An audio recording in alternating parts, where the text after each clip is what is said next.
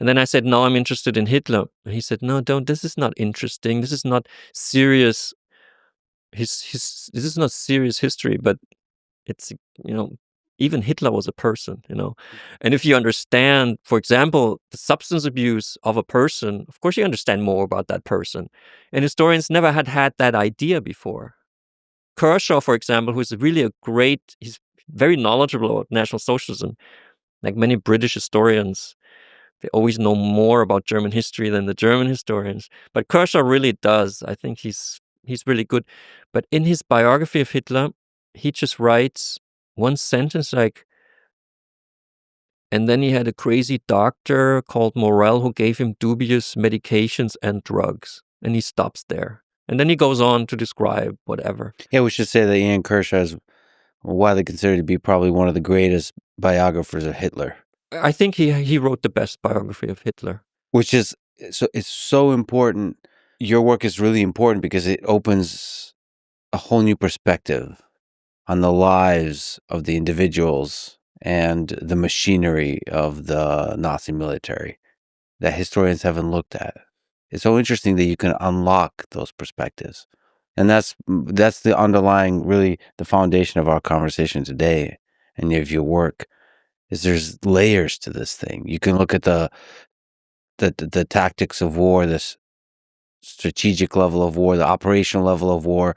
You can look at the human suffering of war, the love stories. You can look at the hate, the psychology of propaganda, or you can look at the individual things, substances consumed by the individuals that make up the Nazi Party leadership and the soldiers. And all of those are critically important to understand the war, right?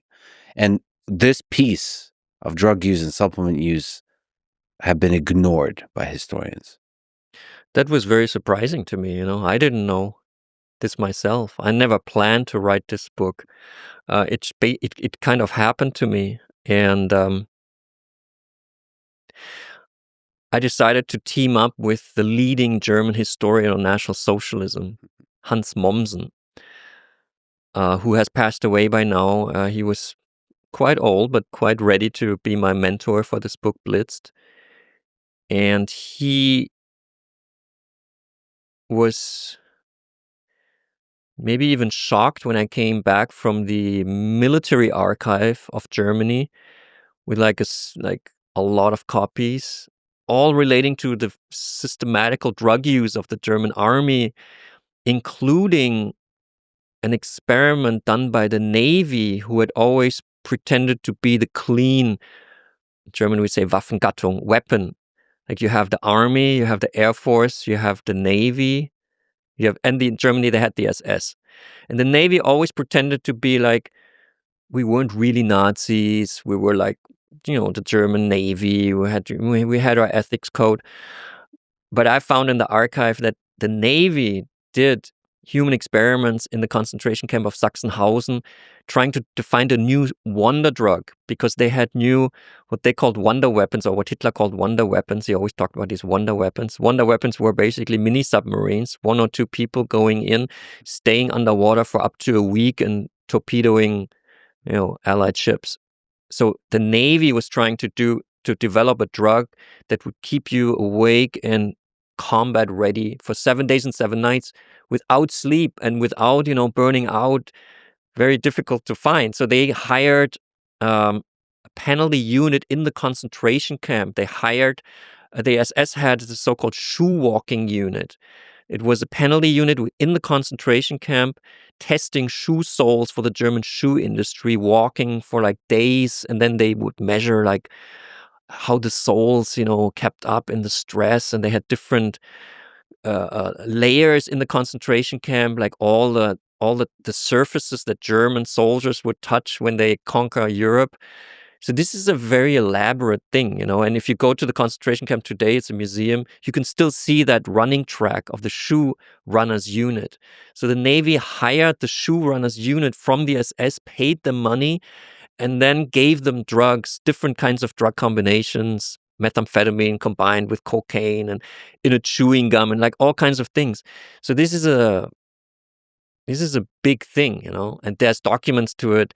And Mommsen, who knew everything about National Socialism, the old, authority. And I'm like the young, like I didn't study history. I just, I just try to make sense, But I present him all these documents. He's reading like from this pill patrol, and he said, "Wow." Like he said, "We historians, we never do drugs. We don't understand drugs. We missed this." So he was very clear that we missed this. And he said this is actually the missing link that historians did not have, especially to explain Hitler's degeneration as a leader. Like he made very good decisions, good in meaning militarily effective decisions in the beginning of the war, and very bad decisions for the German war effort towards the end. And you can link that to drugs. You can explain a lot of Hitler through the drugs, but you can also look at this point that historians so far had not been able to figure out, basically. What happened to Hitler? Why did he get crazy? And I mean, he was crazy, but why did he get so bad as a leader? Because he was very effective for a long time, and then there's this moment where it turns. Yeah, the degeneration of decision making, psychology, behavior, all of that. You cannot understand that fully without understanding his drug use. And we should also say that some of the historians you mentioned, Ian Kershaw and Antony Beevor, these legends of history, they all gave you compliments. So Kershaw said that your work is very good, extremely interesting, and a serious piece of well-researched history. Antony Beevor said that it's a remarkable work of research. So props to them. You have received a bunch of criticism from historians, but you've also received, obviously, a lot of props. I mean, Kershaw's the legendary historian of Hitler complimenting how deep your work is. That must feel good.